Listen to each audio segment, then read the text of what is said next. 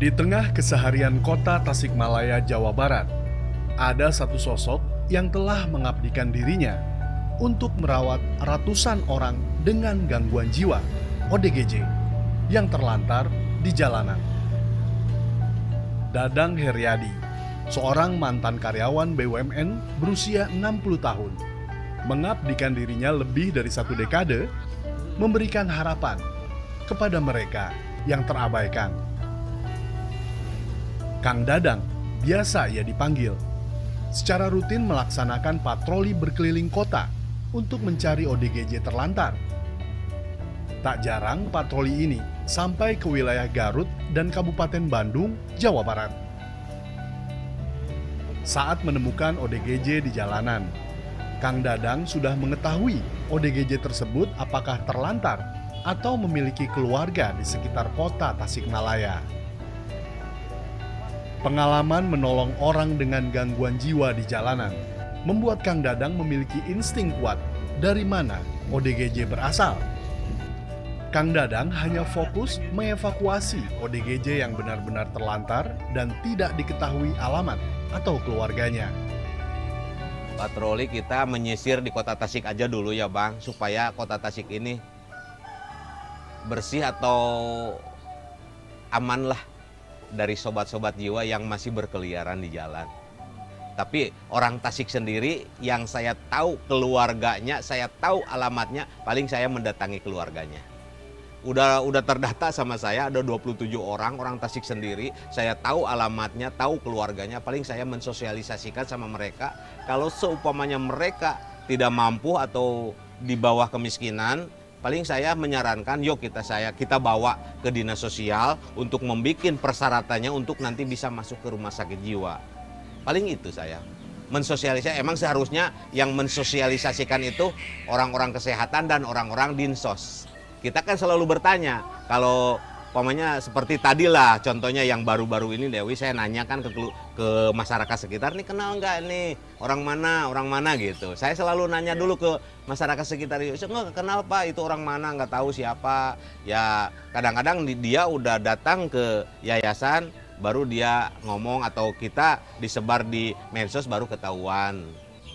Kang Dadang dan para relawan kemudian membawa ODGJ yang ditemukan ke Yayasan Mentari Hati. Saat ini, Yayasan Mentari Hati yang diasuh oleh Kang Dadang merawat sekitar 250 orang dengan gangguan jiwa. Ya perlakuannya pokoknya mereka itu dianggap keluarga kita dengan sentuhan, kasih sayang, dan banyak kita komunikasi, dan banyak lagi mereka kan dilihat karakternya, oh karakternya seperti ini, kita ikutin, oh begini nih harus cara pendekatannya gitu. Nah mereka kan awal datang ke sini kita bersihin dulu. Mereka kan ada yang gimbal, Bang, ada yang kotor. Bahkan kita baru masuk ke sini yang udah kotor hitam itu kan mandiinnya nggak pakai sabun mandi dulu, Bang. Kita pakai sabun cuci dulu.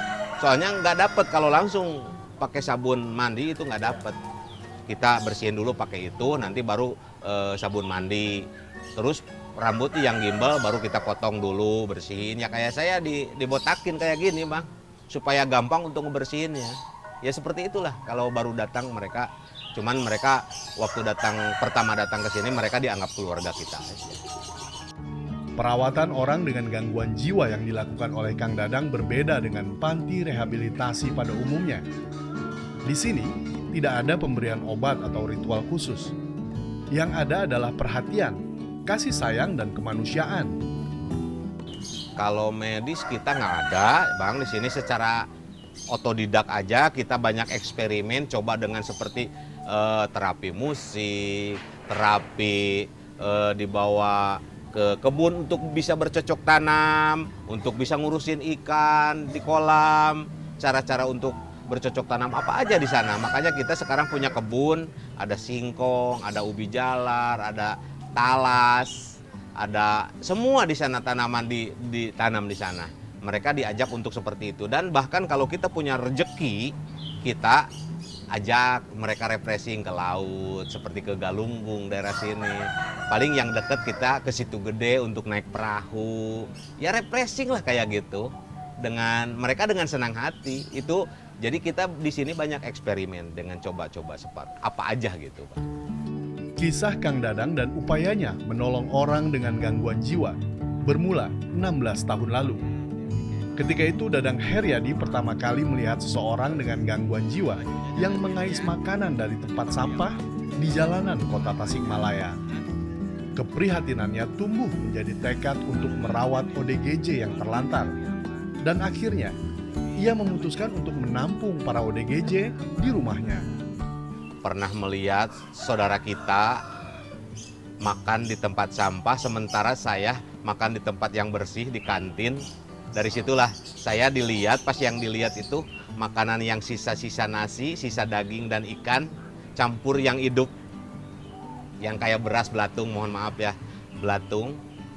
Saya punya pikiran, ini manusia sama dengan saya. Cuma takdirnya aja yang nggak sama. Makanya saya ngambil nasi yang bersih dari kantin sama tadi daging, ikan, dan tempe tahu. Saya kasihkan ke dia sama air mineral.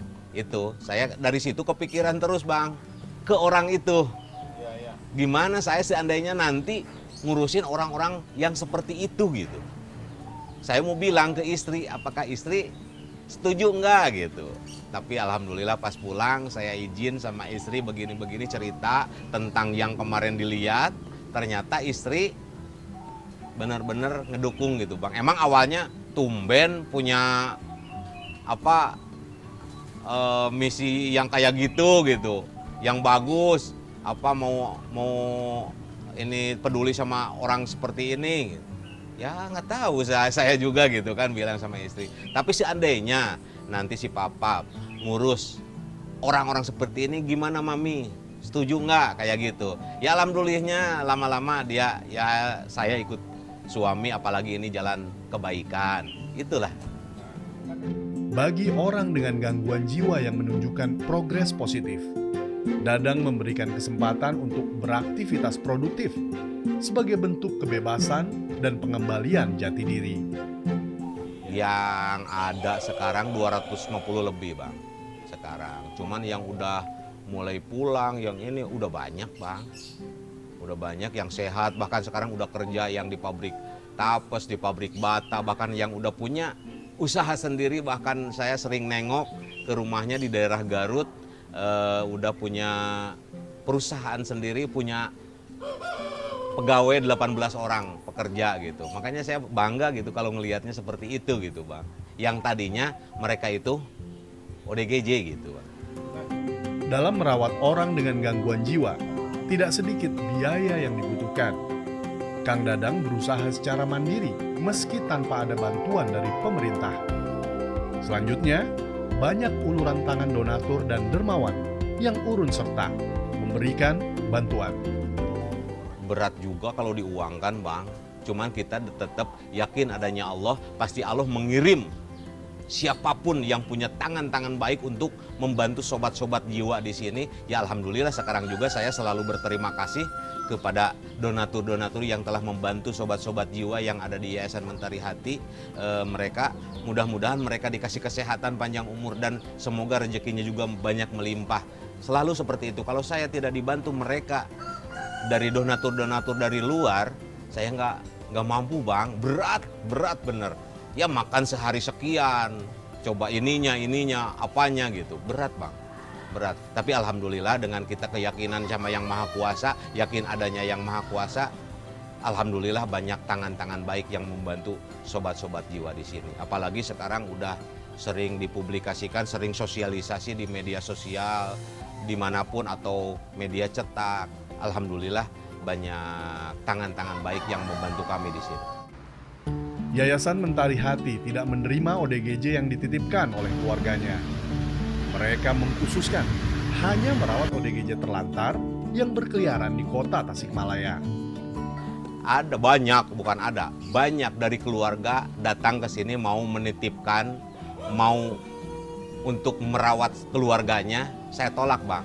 Kami di sini udah komitmen dari awal tidak akan menerima titipan dari keluarga kecuali mereka yang benar-benar tidak punya alamat, tidak punya address apa-apa.